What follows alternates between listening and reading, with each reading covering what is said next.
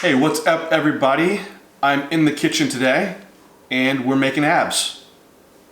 Oh, well, it's not working out though.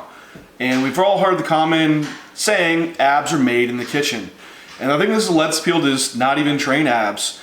And I have to be honest, for a while I didn't actually train abs myself until I got on stage, and this was at one show, and I got up there, I looked like I didn't have any abs. They just looked flat and undeveloped. And actually throughout the years in dieting processes, I think I've lost ab development by not training them. So that year I was determined after that show, like I am going to have developed abs. And this comes to full around about the saying of abs are made in the kitchen, you just lose body fat and your abs should be there. What do you do if you don't actually have the ab development to show and you need to develop your abs? And so this is what I seeked out this year of when I was trying to grow and improve my abdominal midsection. So we're gonna dive into this today. What do we do when we need ab development and just working in the kitchen has not been enough? So within the abs, we need to look at what is our main anatomy that's around them and what we should be training. And so we have the rectus abdominis, which is our visual six-pack that we actually see, which is just mainly responsible for lumbar flexion, moving the sternum down to the pelvis. So our abs connect around the sternum and ribs down to the pubic bone. So that's the main responsibility. So this is going to be some ideas of where we should be doing our exercise selection for. We also have the external obliques, which run at diagonals. It's responsible for lateral flexion and rotation. We also have the internal obliques, which run at right angles to the external obliques and pretty much have the same function. Another important one that you don't hear talked about a lot is the transverse abdominis, the TVA. So this is deep in the abdominal cavity. It's responsible for respiration, controlling the diaphragm, but also it compresses the abdominals. So it's very, very important for the stage bodybuilder to be able to pull in the obliques, also pull in the rectus abdominis. Also, if you see on stage that like awesome vacuum where guys sucking their abdominals up into the rib cage, this is the TVA's job. So we need to know like these muscles and what their function is and how to train them for our bodybuilding purposes. So we're going to get into specificity. So this is just training around what your specific needs are and what the abs function is. And one of the big functions of the abs is bracing. We need to be adequately braced for all of our movements that are due. It's responsible for transmitting force from the ground all the way through the body and maybe into an overhead press. If you're squatting, you have a bar on your back, you have to be able to stabilize and brace that core so you can actually transfer that force throughout the body. So if you don't have a strong abdominal core, you'll have less force transfer. And with less internal bracing, you won't be able to put as much force and tension into the muscles that you intend to train when you're doing so. Also, what tends to lead a lot of people into injuries is poor abdominal bracing ability. So this is one aspect that we should be training when we're doing core work, is to have a functional aspect to be able to brace for other movements so have good hypertrophy outcomes.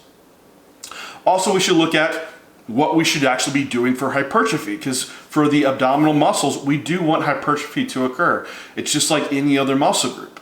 So we want to be able to take it to the active contractile range, eccentric and concentric movement. We don't want to just stay in this plank isometric hold only.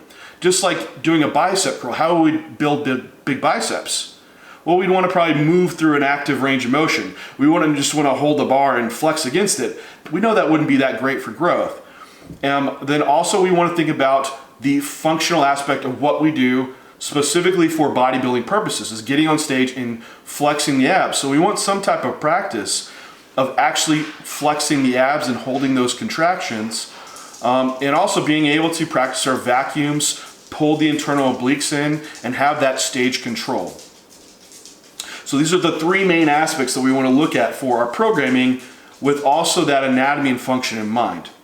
So we're going to look at some movements in the gym of what we're going to implement, and the first one being an abdominal plank.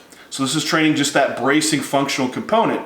But we really want to challenge the lateral movement of the spine, because in bodybuilding a lot, it's a lot of straight line. We're just braced in one position, but it's rare that we actually need to have function and rotate like we normally do in life. But the abdominals holds you in that position that's straightforward.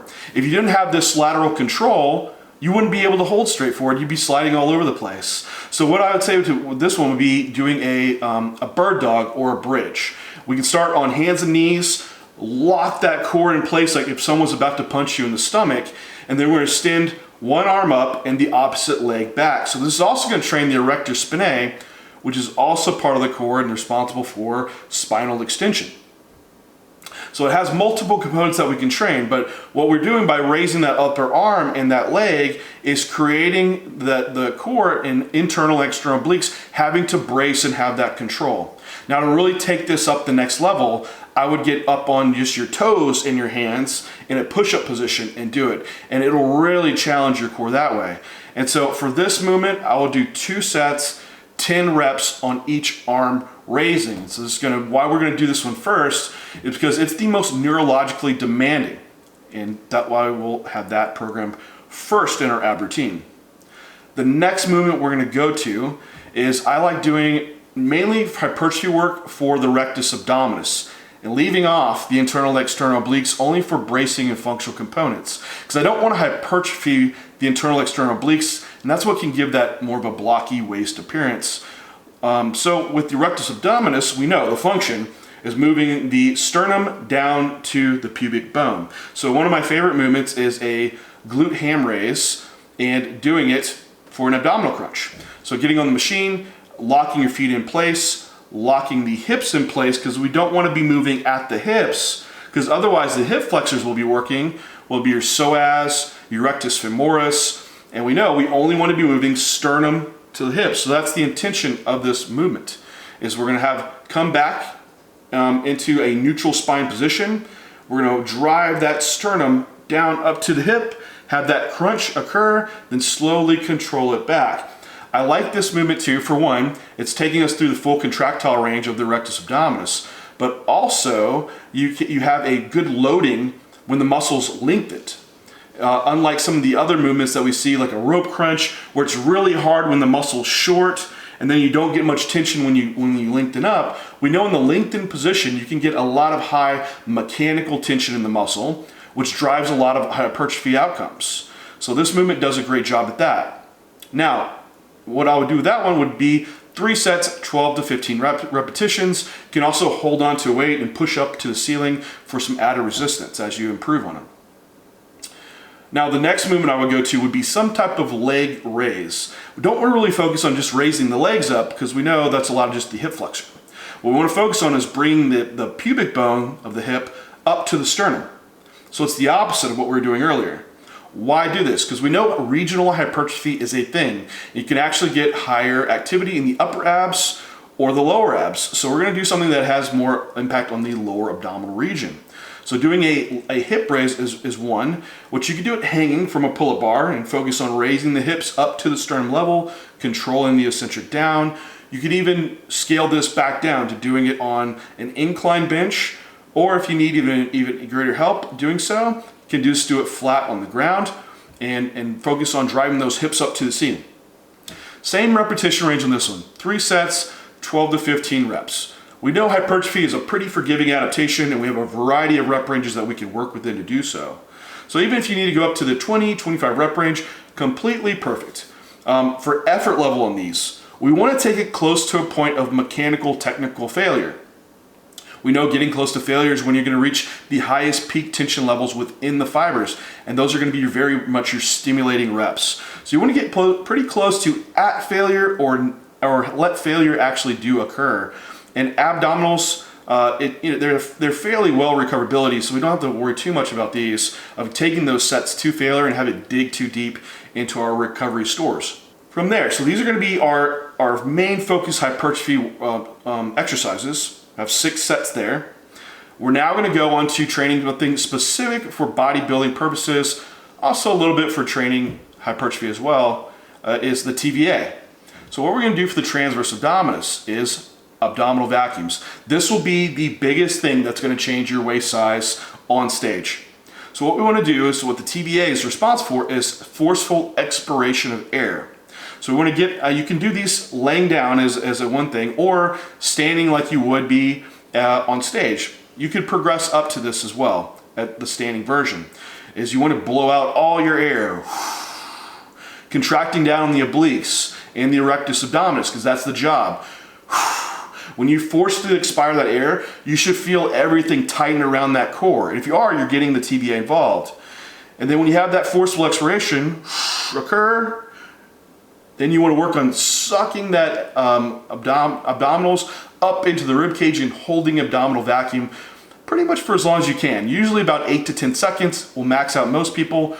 Build your time up from there. That one I would start with 8 sets, holding it for as long as you can. When you have to catch your breath, go back to that abdominal contraction and hold that so you can hold that brace while you're on stage. Because what you don't want to do is on the bodybuilding stage is have that beautiful vacuum sucking in, then you need to catch your breath and you let your abdominals just hang out. You need to keep them tight. So that's why I would practice just like you're going to do it on stage.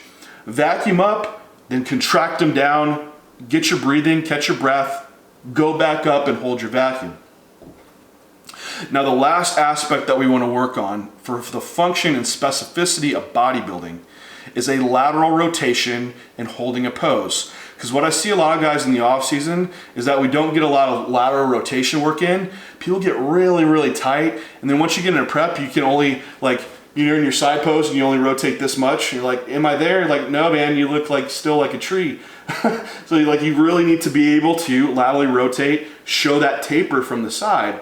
And what we need to do is be able to train the internal external obliques, but we don't want a lot of work that's going to make them hypertrophy, but we need to see a train through that range of motion and holding isometric contractions.